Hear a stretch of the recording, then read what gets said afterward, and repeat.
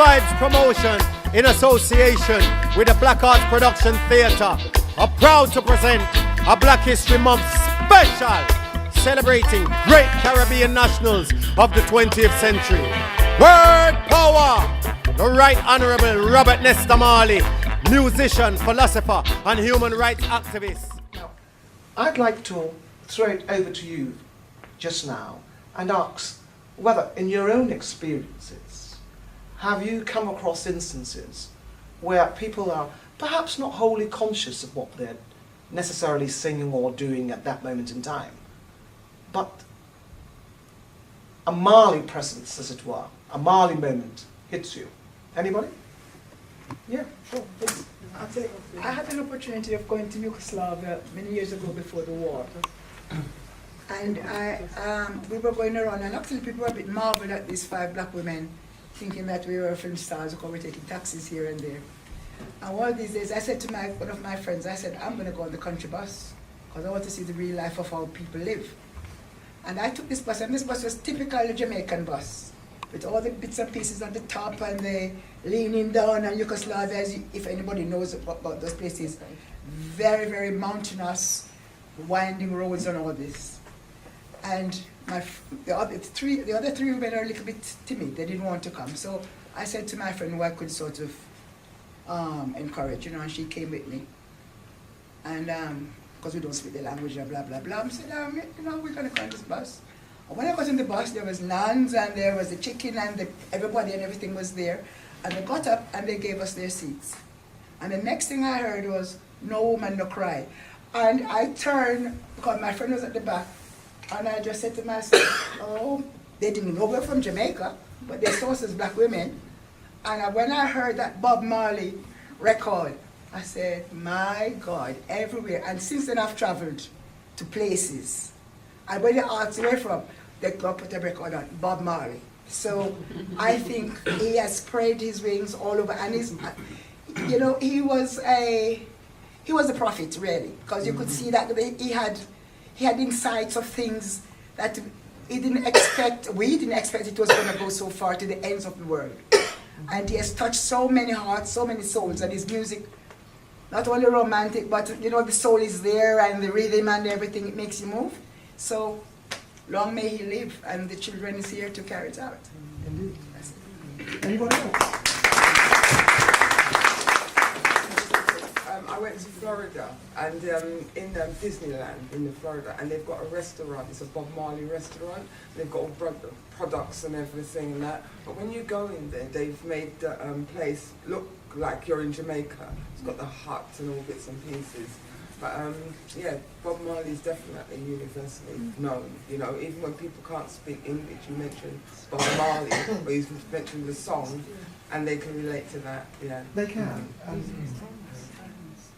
Anyone else? Yes? Yeah, I had an incident in Rome about probably 15, 20 years ago. I'm a touring musician, and I had reason to go through customs. Now, I'm a keyboard player, but I end up with somebody's guitar case. The country I went to, was not used to Jamaicans, and I purposely, although I got dual citizenship, I purposely tried to get through customs with my Jamaican passport. And they didn't recognize the passport. So when they read and they could conclude Jamaica, the first thing was said to me, Bob Marley. Bob Marley, spliff. I don't even smoke, but they don't see Jamaica, and the first thing, Bob Marley and spliff, yeah. Okay. I was interested to hear that you were in Yugoslavia? Yes, I was in Yugoslavia. In Serbia today, they have erected a statue to Bob Marley. It's extraordinary that it's now Croatia, isn't it? Instead of Yugoslavia, it's now Croatia. It's Croatia and Serbia. They're not separated. Yes, but it's the Serbs. Yes. That's actually erected the statue to Bob Marley. Okay, fantastic. Of all the places in the world that I would not have expected that to happen. So that must be telling us something quite extraordinary. Yes, certainly so. But it's not just Europe. In Malaysia, they have an annual 3-day festival to celebrate Bob Marley. In Australia, the Aboriginal the indigenous Australian has what they call lit a flame in Victoria Park in Sydney, which is an eternal flame to honour the memory of the man. In India, there are countless festivals that take place annually, celebrating his work. And in some parts of Venezuela, the Hopi Indians revere him as a deity. You know, here was an individual whose message was so powerful, it's affecting all of us. But we're not grabbing hold of it and determining what we want to do with it. At the moment, the only people who are grabbing hold of it is the commercial sector. And that's fine by me, that's not a problem. I think that by doing that, what they're actually doing is that they're deepening his influence. We now sell mortgages and soap powder with Bob Marley music. It's very much in our consciousness and in our subconscious. So the institutionalization of his work and the man, I think, will continue at a much greater pace, particularly when we see young people, not just in primary schools, but teenagers, taking that onto themselves.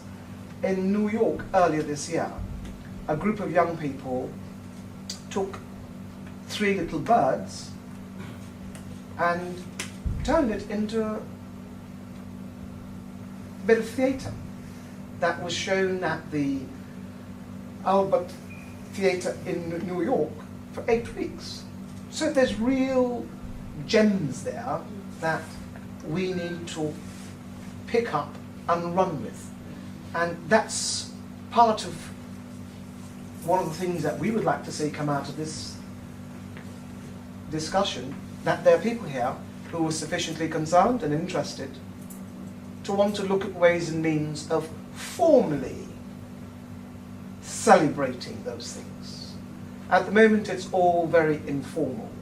We do it, you know, on our own, as individuals, a small bit of the community. We need to ensure that it gets the backing of the state. Yes, please. I'm just thinking, because I just snipped at a few of those sayings that was there. And I'm just wondering about the respect that should have been drawn and should have been actually shown by the host communities to you know, just look at the negativeness about these things, because there's messages there that we should be using and that they should be using, that they don't have to derogify us, because, you know, I just sort of get a little bit confused at times. Like, we've been put back, every so often we've been put back, and we're wondering, how far can we go when there are people like this have actually touched ministers, presidents, so they are the rulers and the governments of the world, and what are they doing with it to let it seep out into its people, you know, so things like that. I think that properly we should be arguing for more resources to enable us to spread a clean message, because the message is a clean message. And I'm using my language very carefully here. I'm talking about clean, quite deliberately, as distinct from some of the more outrageous lyrics which we see being bandied about today as popular music, and which some would say is to the detriment of our children. We need to take much more control within our communities with our children. We don't appear to be sufficiently energized to make those demands. But in these lyrics, the opportunity to do that really does present itself. I think that that's definitely a great lesson. So I grew up in the Caribbean, right? And in the Caribbean, one of the things that I've just realized that has actually really come home much stronger to me now, the idea of respect, the idea of one love, the idea of, you know, a man is just a man. Those things have actually was a common language within the household based upon these lyrics. And you never realize the impact they actually have upon you until you actually have to face different circumstances. And I think the idea about branding is a good one, right? But it's how do we actually as a people take that which has actually evolved from our own community and sell it as a brand that evolved from us with those values. Because one of the things that I realized, we have the Chinese that sell their food, the Indian that sell their food, and they're people around the whole world, but they still maintain that distinction that is from that community. But somehow, even though the lyrics and the ideas and the values that evolved from Bob Marley, it has spread around the world, but everybody sort of embraced it as their own. We need to somehow recapture that and rebrand it in the idea of where it evolved from and the value that it entails. Well, I would support that viewpoint to a limited extent, because I do feel that the rebranding that you speak about, I don't necessarily see that as being required, because the reality is he belongs to all of us.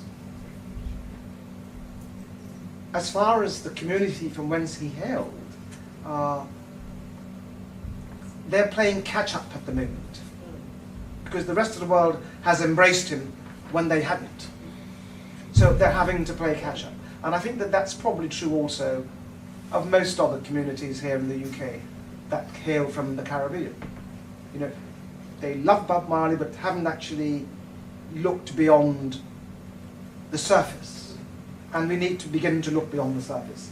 And when we look beyond the surface, we begin to discover a whole range of just diamonds and pearls. It's quite extraordinary. I want to move away from that and encourage our guest musicians. May I introduce Paul, who is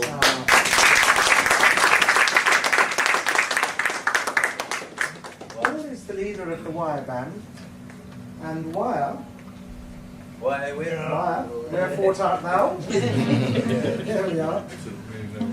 This is Mr. Wire Linder, one of the original race. Yeah, we found Wire here in London, which was a complete gem really, because this man actually played on most of the Marley recordings you hear, as well as most of the popular music that came from Jamaica, from Channel 1, Studio 1. So a lot of the records, whether you're listening to Bob Andy, Burning Spear, Marley, Tosh, this man here, believe it or not, Earl Wilding though, the original keyboard player, top Jamaican.